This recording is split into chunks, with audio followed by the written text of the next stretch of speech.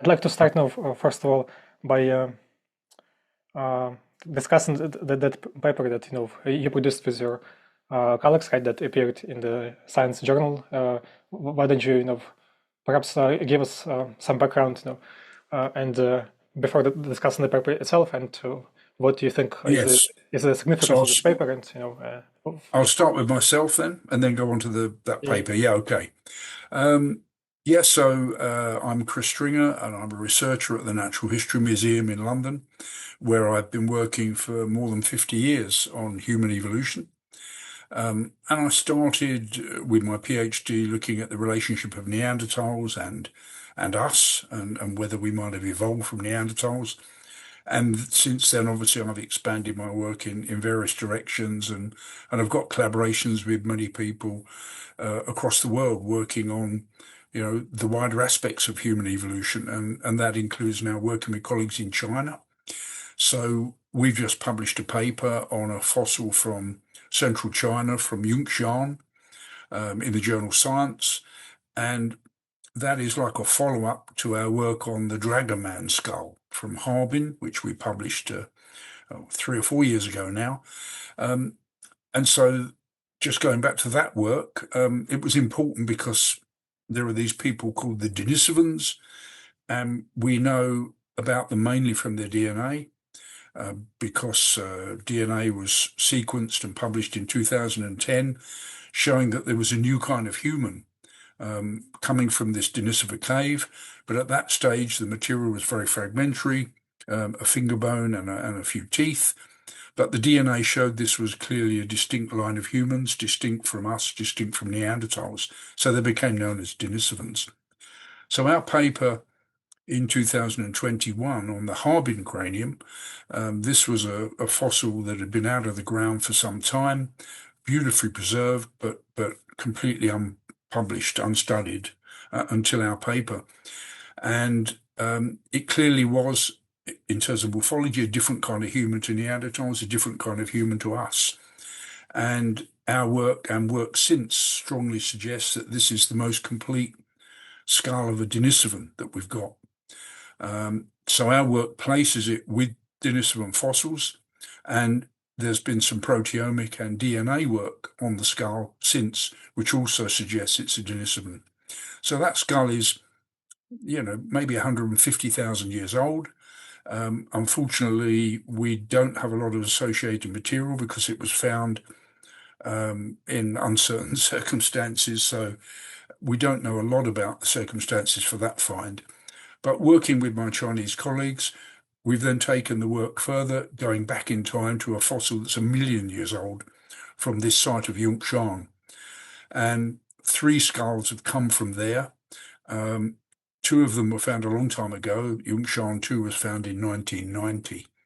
So the problem was with the Yongshan 1 and 2 finds, they were squashed. So the weight of the sediment and movement in the ground had distorted them. The third skull, which was found a couple of years ago, reportedly is in much better condition. And obviously, we await the publication of that specimen because it will be important in relation to the work we've done on the Yongshan 2 fossil. So our work on Yongshan 2, my Chinese colleagues use CT scanning and computer analyses to take it apart, if you like, and then put it back together again in an undistorted form. And then we were able to study it and compare it with over 100 other fossils. And so our analyses suggest that it's a very early member of this Dragon Man group. And that's the species name for that group is Homo longi, Dragon Man. And in there, in our analyses, as well as Yongshan and the Harbin cranium, the Dragon Man cranium, there are also some other Chinese fossils and the Denisovan fossils. Although they're rather incomplete, they also seem to fall in that group. And what's interesting is because Yongshan is 1 million years old, then that whole lineage must go back 1 million years. And related to it is some material from Spain. So there are fossils from there that are about 850,000 years old, assigned to the species Homo antecessor, and they've been out of the ground for 30 years or so. So it's a nice sample, and that material seems to belong also with this group of Yongshan and Homo longi and the Denisovans. So that group goes back at least 1 million years, and that has implications for our evolution and the Neanderthal evolution because those groups had already diverged from the Homo longi group 1 million years ago. So that means the lineage of Homo sapiens must go back 1 million years. The lineage of Neanderthals must go back at least 1 million years. And even earlier than that, probably branching off, was the lineage of Homo heidelbergensis, and before that, the lineage of Asian Homo erectus. So that means, there's a thing called the muddle in the middle, which is kind of the confusion of how many species there are around 500,000 years ago. So our analysis would simplify it that most of the large brain humans of the last, let's say, 800,000 years can be fitted into one of five groups: Asian erectus, heidelbergensis, neanderthalensis, the longi group, and the sapiens group. So that's quite revolutionary, and the divergence going back so far is also revolutionary. There are some other studies that have suggested it, but the mainstream view has been that the divergence of us and Neanderthals happened maybe 600,000 years ago. And interestingly, on the genetic data, the main genetic data suggests that Denisovans are a sub-branch of Neanderthals, that they branched off from the Neanderthal lineage early on. Our analyses, though, suggest that the Denisovans are in with Homo longi, and that group is actually more closely related to Homo sapiens than to Neanderthals. So we've got a potential conflict with some of the genetic data that on our analyses, sapiens is actually more closely related to the Dragoman lineage than it is to the Neanderthals. So plenty to think about and plenty more work to do, of course. You think that we're maybe on a tip of some kind of revolution in terms of the way we think about our origins, or maybe it will just add some more nuances, but nothing like revolutionary. How do you personally feel about it? Yes, it's difficult to know where this will go because obviously some geneticists have been supportive and others have said, well, it can't be right. So I think in the longer term, what we want to do, if we can, is to try and combine some of the genetic data with the morphological data. So I mentioned already that Harbin, for example, has some claimed DNA evidence and some claimed proteomic evidence, fossil protein evidence, that makes it seem to be a Denisovan. And there's growing data from other fossils. So my Chinese colleagues want, if they can, to find a way to actually combine that data, to combine genetic data with the morphological data to see whether that can help us sort out some of these issues. And we're aware also that there are important fossils that we haven't included in our analyses. So there are some important fossils from Africa that are around 1 million years old, and we haven't been able to get data for those yet, but we're trying to do that. And there's also some older material from Spain, from a nearby site to the one that produced Homo antecessor at Atapuerca, in the Atapuerca Hills. There's another site called Cima del Elefante, and there they've got human fossils, and they've recently published some in Nature, which are maybe 1.3 million years old.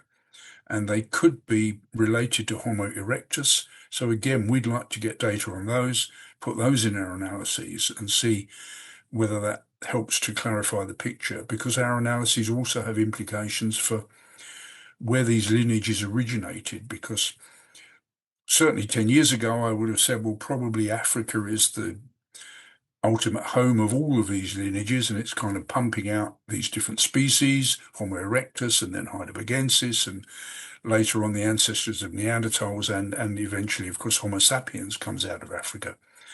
But our analyses suggest that geographically, maybe the common ancestor of us and Neanderthals and Homo longi could have been outside of Africa, because when we think of Yongshan, that's over in central China at 1 million years. Antecessor is at the other end of Eurasia. At about 850,000 years, we've got Homo antecessor. So that group is apparently Eurasian. There's no sign of an African root at the moment for that group. So it's possible that the ancestor 1 million years ago or more was actually maybe somewhere like Western Asia. And then from there, we first of all get the evolution of obviously where there's a split, the Neanderthals branch off and evolve in Western Eurasia. The then longi branches off, the lineage of longi, and the lineage of sapiens must have then gone into Africa, back into Africa, from an ancient African origin back into Africa maybe 1 million years ago, and continued its evolution there. So the lineage, the actual origin of sapiens, the lineage might be outside of Africa, but the main evolution of sapiens certainly occurred within Africa, and it doesn't change the later part of the story, where maybe 60,000 years ago, Homo sapiens, having evolved mainly in Africa, comes out of Africa and starts to spread to the rest of the world, and then meets Neanderthals and meets Denisovans and does some interbreeding.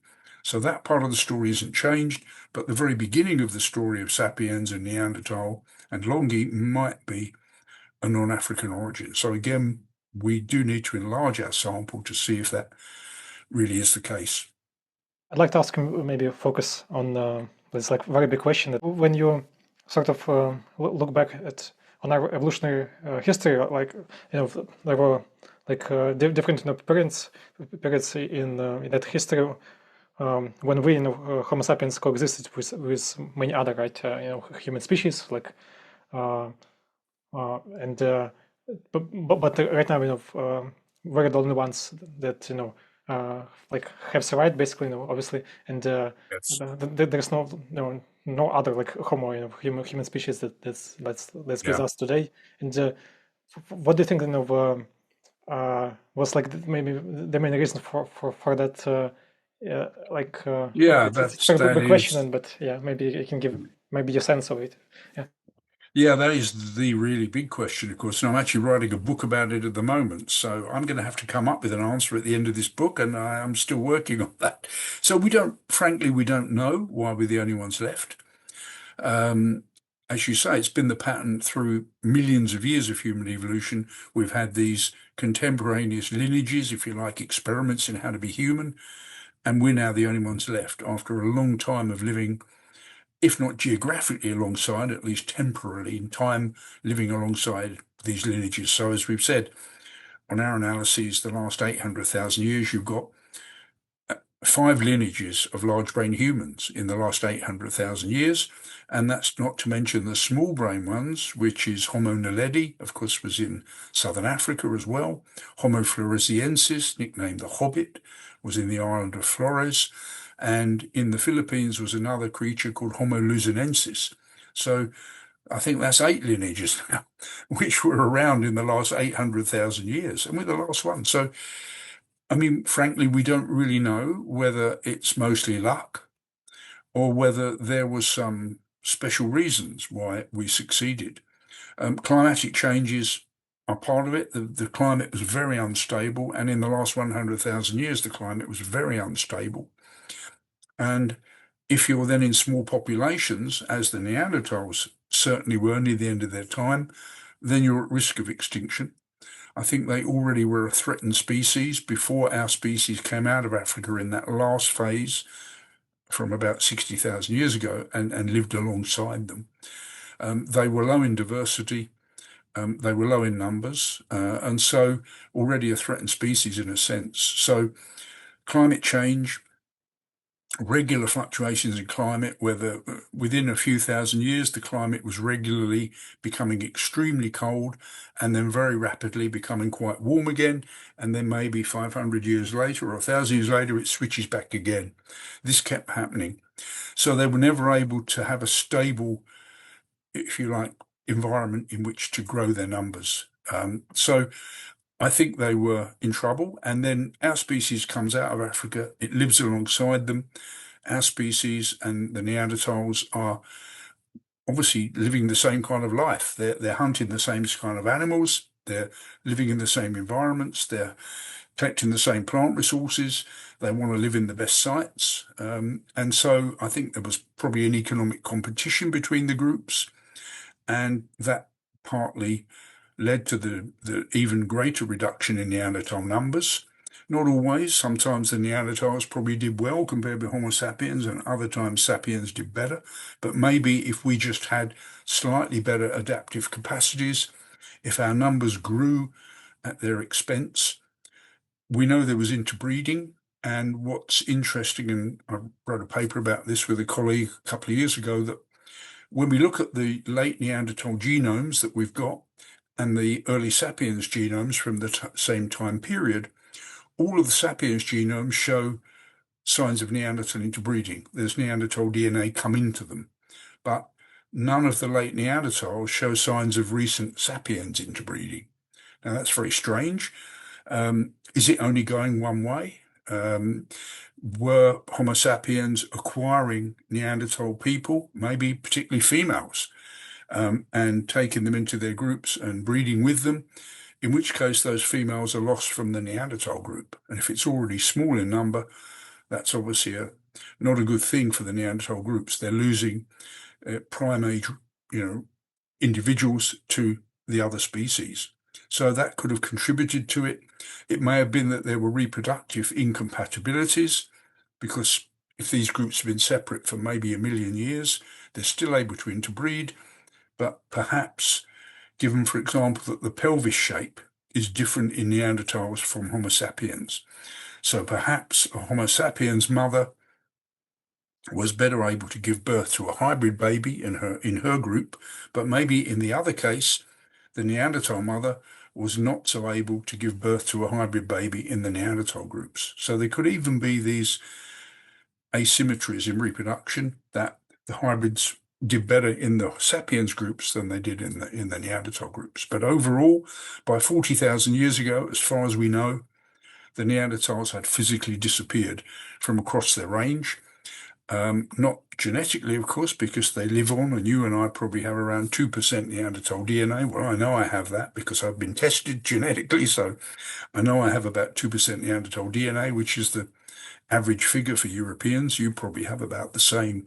So, they still live on in our DNA, and someone calculated that if you looked at all the Neanderthal DNA across the world today, you've probably got about 50% of the Neanderthal genome is there.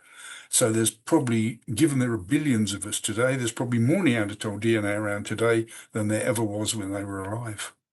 What stands out most to you about modern humans, about us Homo sapiens, for example, compared with other great apes, other primates? Because we like to think of ourselves as special, and I guess maybe it's but it's not just about being selfish. I guess there's something to it, because we seem to be and behave Yes. so radically differently from other yeah.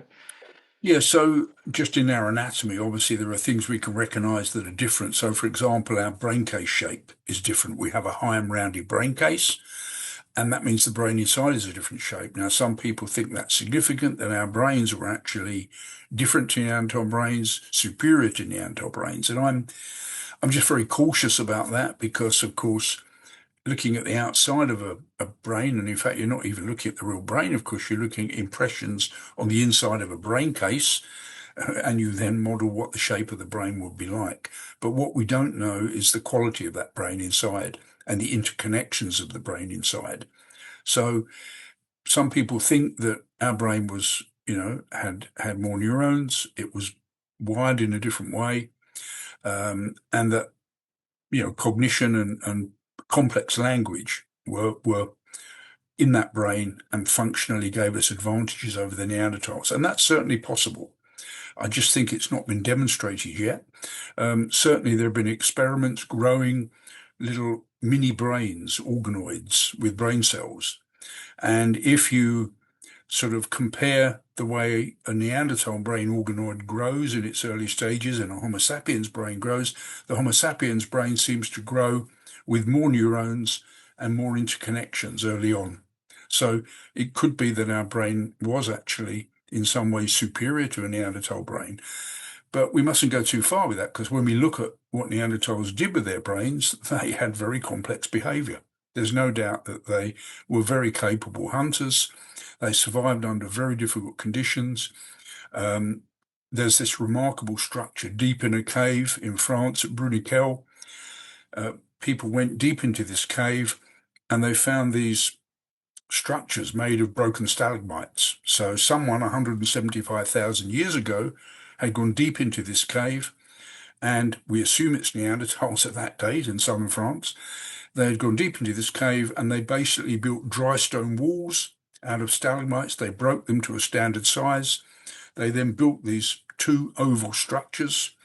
And we don't have the faintest idea what these structures are for. Were they living down there? Some people think it was some symbolic structure. But to even do that, they must have been very organized. They're going into a deep, dark cave. They've obviously got lighting. There's signs of burnt animal fats and oils down there. So they're lighting their way. They're there for quite some time, collecting these stalagmites, building these structures. And we don't know why, but that shows complexity, great complexity in their thinking. So even if the brains are different, the Neanderthals were doing pretty well. And so I'm not sure that it's down to behavior. Religious systems, of course, our cave art. It's thought that Neanderthals did produce at least some simple cave art markings, but when you get to Homo sapiens, we have representations of people and animals. There is another level of complexity. And what's interesting is, yes, the European art, some of it dates from 40,000 years ago, lovely little statuettes from Germany of animals and people made out of mammoth ivory, musical instruments from that time period.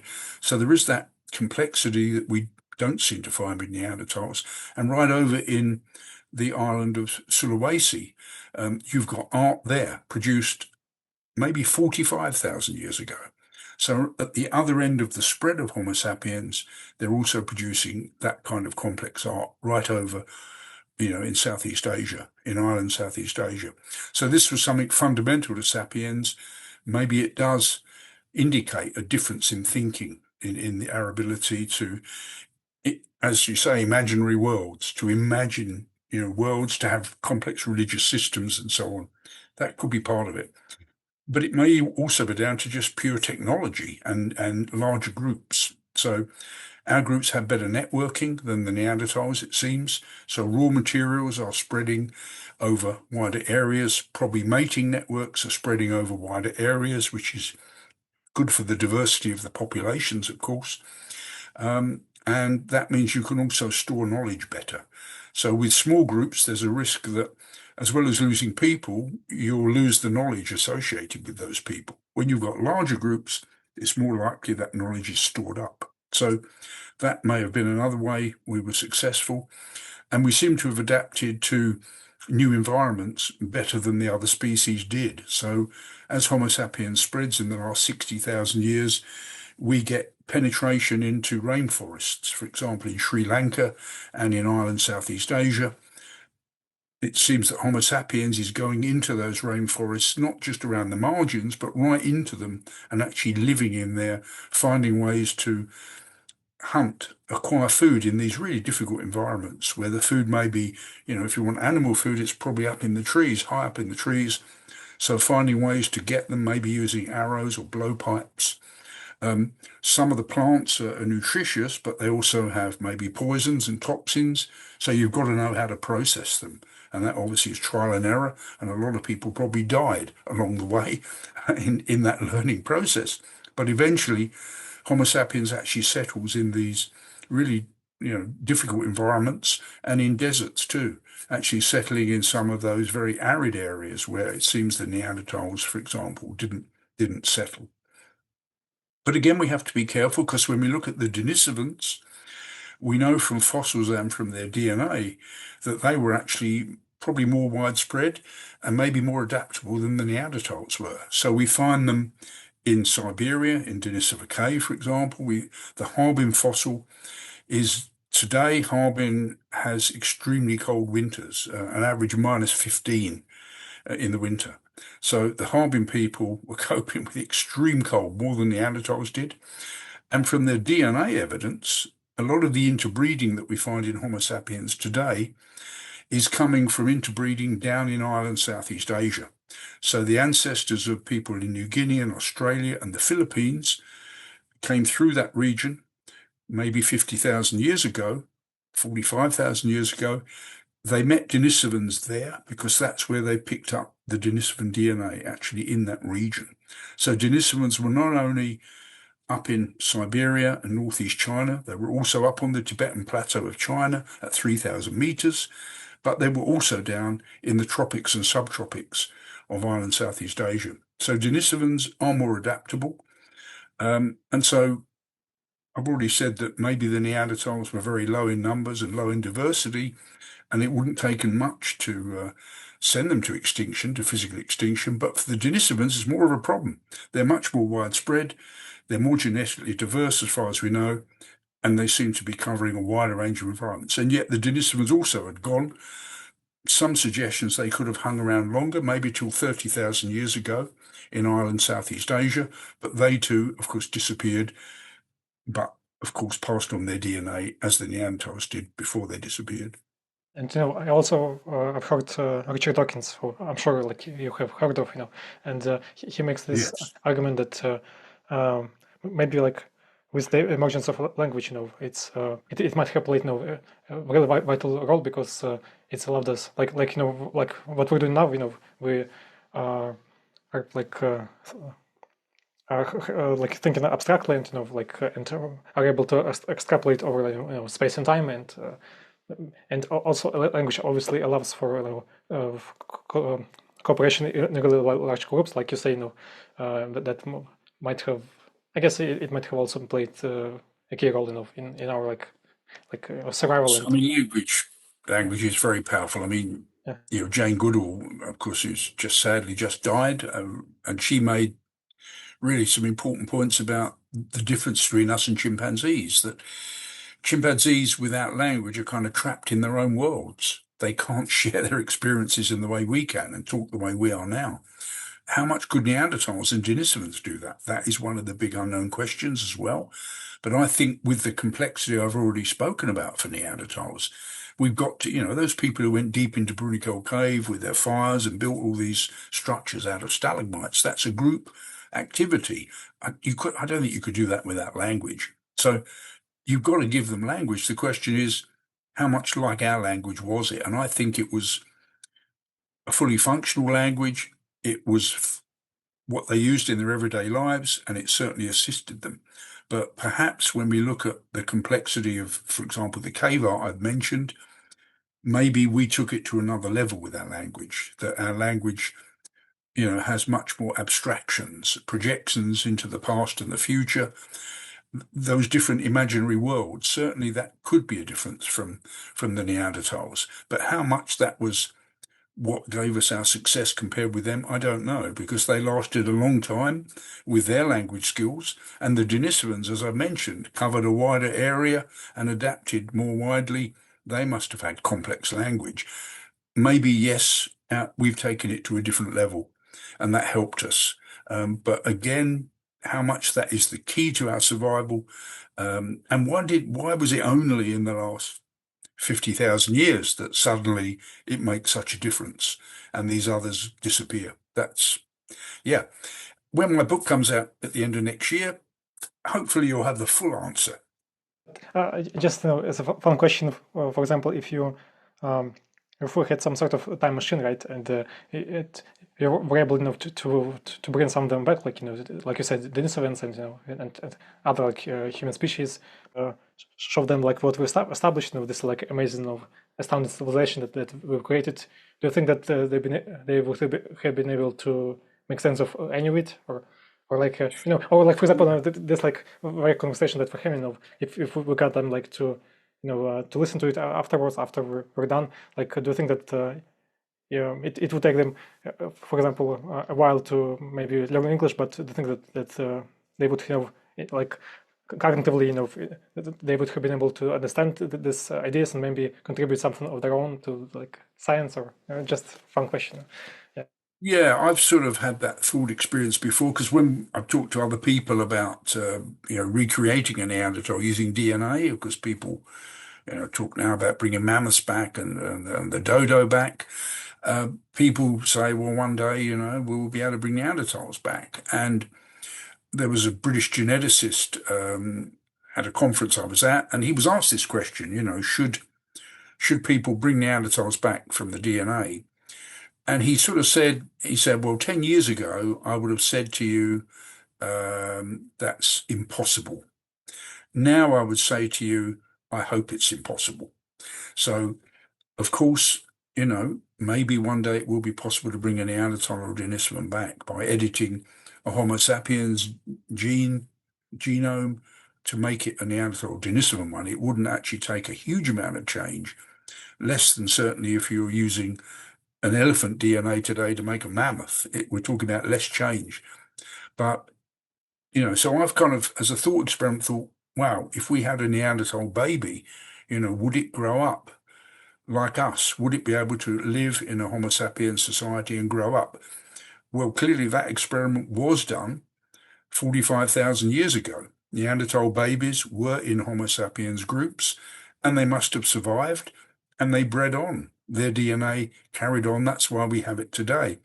So certainly, to some extent, it worked 45,000 years ago, but how well did they cope in those Homo sapiens societies? We obviously don't know.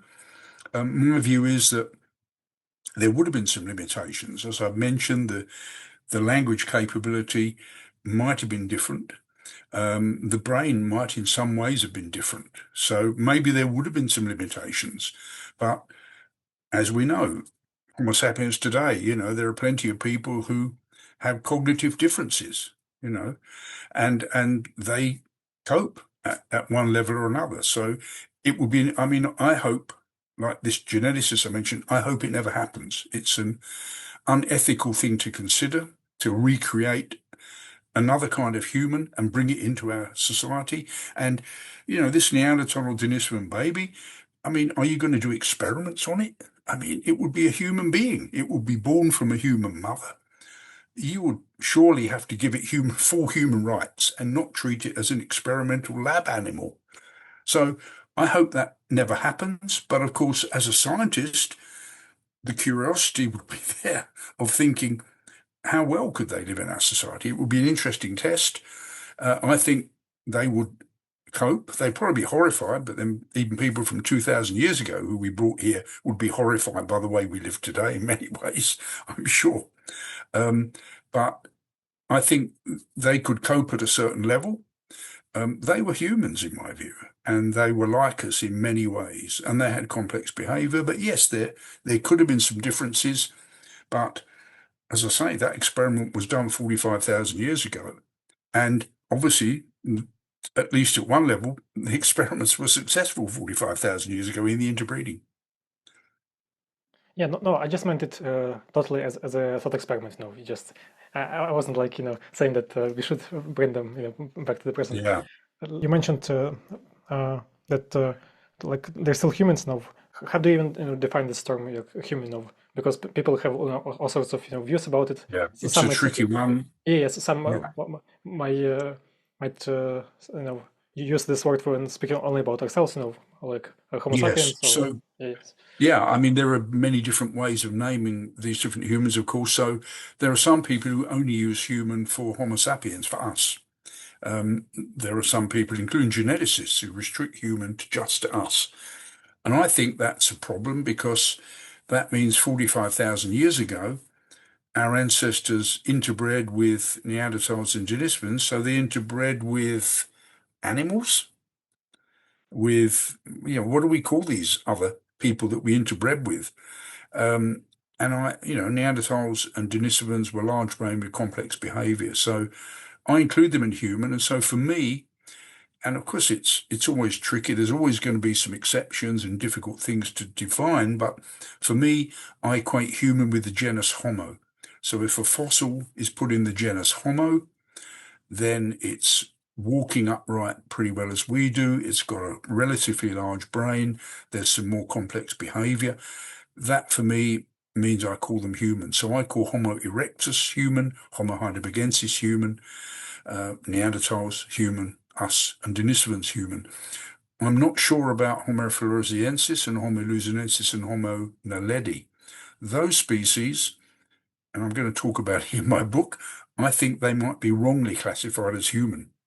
I think they might have had separate origins from something more primitive, something more like a Homo habilis or an Australopithecine, something pre-human. So they may not actually be genus Homo, in which case I wouldn't actually call them human. But the others, as I've mentioned, Denisovans, Neanderthals, and so on, I call them human. Not everyone does, but then you've got the problem of what term to use. Who did we interbreed with 45,000 years ago? Were they animals? It becomes tricky. And that means, you and I have got 2% non-human DNA from the Neanderthal, and there are people in Southeast Asia who've got 5% DNA from a non-human Denisovan. So I think it has problems doing that. Yeah. And how far back that goes for you? Like you mentioned, Homo erectus. Would it be like 2 million years, ago already? Yes. Yeah, the oldest, I mean, it depends, again, what we call Homo erectus. So on our Yongshan paper, we obviously analysed some of these earlier skulls, and for us, there is a clear erectus group based on the original fossils from Java and the ones from China. They are the real erectus, if you like. And then there are earlier things in Africa and in Dmanisi, in Georgia. Those things, on our analyses, are probably not actually Homo erectus. They are something different. I mean, we couldn't solve everything in our paper and say what they were, but we think that they are maybe not what you could call real erectus. There's another name around called Homo ergaster, workman, work human, which was given to some fossils from Africa. So sometimes called African Homo erectus, but also Homo ergaster. So that name is also around and could be applied to some of these earlier things. They would still be Homo and therefore human in my view. But yes, there might be an earlier species before erectus. And in fact, there might be even more than one species. So the Dmanisi material from Georgia, 1.8 million years old, that's been called the first Homo erectus out of Africa. Some people, and I'm beginning to join them, think that that isn't really Homo erectus. It's something more primitive.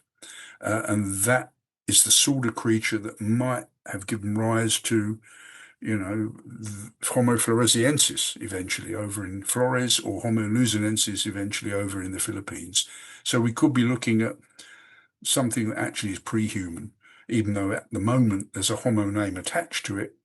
Some of those things could turn out to be pre-human. So for me, Homo erectus, as we know it from Asia, is the first definite human for me, and it dates back to 1.5 million years probably. And then there are some things before where it's tricky to know whether they really are over the line to be Homo. Some of them are still small-brained. Some of them still had adaptations in their skeleton, which shows that they were either spending time in the trees or they had those remains still in their skeleton, showed the traces of tree living. Whereas erectus, for me, as we know it later on, is the first committed ground living hominin, completely, given up life in the trees and fully committed to life on the ground, walking on two legs. So that for me is a big step forward, and humans have done that. Some of these earlier things at around 2 million maybe are still in that process of transition. Just an image came to my mind while we were discussing this, like that skeleton of Lucy, right? I guess she was already like able to walk upright, and right. Maybe if you can talk a bit about that, because I don't remember much about it, but I think it's a fascinating story about like Lucy, and if you can. So, Yeah, so of course she's a lot older. So Lucy is more than 3 million years old. So she's a lot older than the things I've been talking about. So she's an Australopithecine. Australopithecus afarensis is her species. And this is a pre-human form. I think most people say that this wouldn't be called human. So she was, and her group was small-brained. Yes, she could walk upright. Her pelvis and her legs show she could walk upright well, but her body proportions are still rather ape-like, with longer arms and shorter legs. She's got differences in her upper body, her shoulders and arms, and her hands show that she was certainly fully capable of climbing. And so that what's interesting about these Australopithecines is they're not missing links in the old-fashioned sense from 100 years ago, but they're like it's like mosaics, like a cut and paste job. So it's like you've taken the climbing capabilities in the upper body of a chimpanzee, in the shoulders and arms and hands, and you've taken the pelvis and legs of a human in the lower body, and then you put them together in a single skeleton. So Lucy and her species would have been able to climb much better than we can, and she could walk on the ground much better than a chimpanzee can on two legs. So she combined those features in a way that we obviously can't imagine today, because we've obviously got chimpanzees on the one hand and us on the other. We're maybe 7 million years apart, but 3 million years ago, there were creatures in Africa that combined elements of the skeleton from a more ape-like origin, and they were small-brained, ape-sized brains. They grew up quickly with short childhoods, so they didn't have this longer childhood to learn stuff that we have. Maybe they used tools, but probably only in a very simple way. They were largely vegetarian. They probably were doing some meat eating, and they would have eaten insects and maggots and things like that as well, I'm sure, but largely vegetarian. So it's not until we get to 2 million years or so that we see this real transition to a human way of life and a human skeleton, in my view. So Lucy is before that. Yeah. Couple of last questions. Just maybe book recommendations that you might have for us. Like a large part of my audience, these are people who are not like scientists per se, but just like lay people, just like me, but they're fascinated by the stuff. And I obviously have loved your books, and also like related to the subject, I also love what Alice Roberts, I guess, and Dawkins also, who I mentioned. Maybe you have a few like favorites, like maybe popular science or yeah, that you might recommend. Yeah, so a book I wrote with my museum colleague Louise Humphrey called Our Human Story. It's certainly widely available. I don't know if it's been translated into any other languages, but it's certainly there. So Our Human Story, it's quite up to date. We update it every year with the new material. So I would say, in all modesty, it's the best general book on human evolution that covers the whole story. And then I wrote a book, 15 years ago now, so in some ways out of date, but in other ways, I think it still explored this question about the differences in behavior between us and Neanderthals. And we didn't know much about Denisovans when I wrote the book, but at least for us and Neanderthals, I think it gave quite a good coverage of why we might have been successful, and I don't think a lot of that needs rewriting. So that book was called Origin of Our Species in English, and it was called Lone Survivors in America, and that's been translated into a number of languages. It's available in Russian, for example. I'm sorry about Ukrainian. I don't know, but I don't think so. But so that book also is worth a look from 15 years ago. And yes, you mentioned Alice Roberts, and she's written some excellent books, of course, on human evolution. There have been some good general books. Some of them are very detailed. I'm trying to think of stuff that really would appeal to a wider audience. And obviously, Maybe Lee like Berg. and Yes, not your particular field of expertise, but maybe like some area of yes. science that you find fascinating as well, besides Yeah. like your field. Yeah, there is actually a general book as well that I did with lots of good illustrations from about the same, again, 15 years ago now, but it's beautifully illustrated. Book called The Complete World of Human Evolution. And that's been translated, published by Thames and Hudson. That's been translated into, I think, at least 15 languages. So that one should be widely available too for people. I was going to mention Lee Berger, who found the Homo naledi material, quite a controversial figure, and his interpretations of Homo naledi are very controversial, but he wrote a book a couple of years ago called Cave of Bones, and that actually some of it is actually a good account of how you interpret fossils, um, but also there's some extra stuff in there which maybe readers should be more careful with. But it's actually quite a good general account of human evolution. Yeah. Was there maybe some books that you read as a child that maybe inspired you to pursue this path yourself? Yes. Yeah. I mean, there were obviously, not as a child, but Jane Goodall, for example, wrote her books.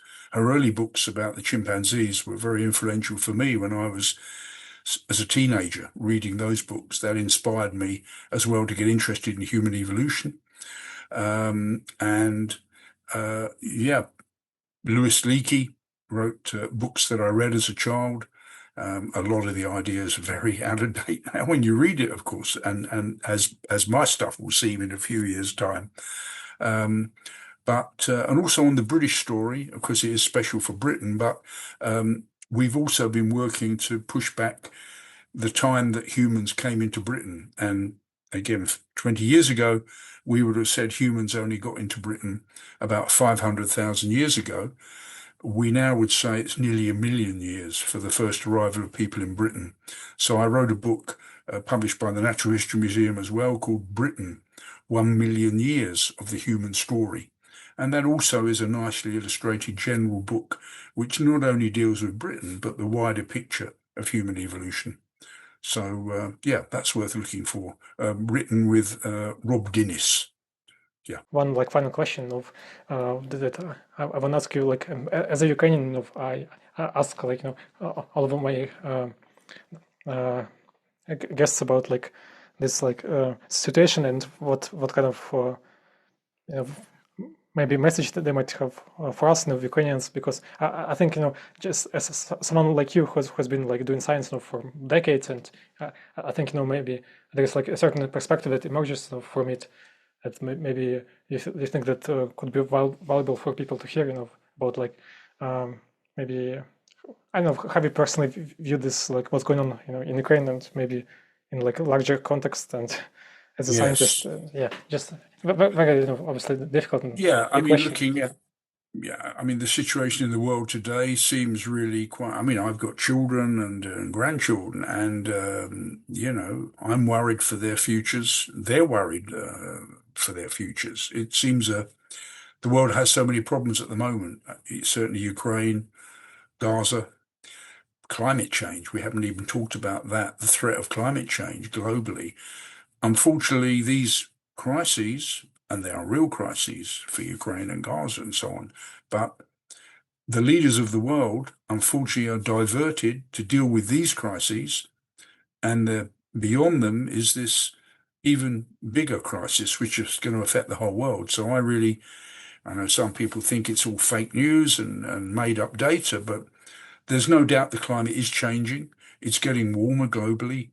I wrote about that I wrote a book called Homo Britannicus in 2005, and the last chapter dealt with future climate change, having talked about how climate change in the past affected the occupations of Britain. I talked about the future change. That was 20 years ago, but a lot of what I put in that book is coming true now. Disappearing glaciers, increasing instability, huge changes in precipitation patterns, all of those things are happening now. And yet, when I wrote that book, I got streams of abuse for telling lies, for making it up, for being an alarmist. Most of what I said is coming true now. Increases in forest fires, huge movements of people being displaced because of environmental changes, extinctions of animals. All of that is coming true. And I said that 20 years ago. So yes, I really hope the Ukrainian situation can be sorted out properly for the benefit of the Ukrainian people and not for the benefit of someone else. That has to happen. And in Gaza, we need a solution that will work for the Palestinian people and not imposed by other people. So those things really, I hope they can be sorted out. And then the leaders of the world can turn their attention to things which are significant for the whole planet, and for the future of humanity, because I think the way things are going in 50 years' time, our planet will be unrecognizable from what even from what we have today if some of these changes come to pass. So yeah, these are difficult times. Some political leaders, they won't be here forever, and maybe things can improve and get better. I certainly hope so, and I certainly hope things can improve for you in Ukraine sooner rather than later. Yeah, but it's difficult because we're seeing like the drones flying over like in you know in other countries and not just in Ukraine, like in Poland and Yes. basically Russia is threatening like the entire NATO. Like so, like in the long term, I guess you feel optimistic, yeah, that we'll get this result maybe. Yeah. I have to try and be optimistic for the sake of my children and the grandchildren, of course. And, my parents went through World War II, which seemed to them just such a huge catastrophe. And at times they could see no end to it. But it did end and things did improve. We have to hope. We have to keep that hope and work together. And remember that, in the past, humans have survived in many situations through cooperation and not conflict. Thank you. That's very well said, and like a lovely way to, I guess, end this conversation. Thank you very much for taking the time out of your I'm sure very busy schedule to Yeah, chat with me. good. Yeah, sure. It's been a busy week last week with that Yeah, of course. Chinese Yeah, skull. Things are settling down a bit now. So good to talk to you finally. Sorry it yeah. took so long. Thank you very much. Okay, bye. Okay, great. Bye. Good speaking to you. Bye bye.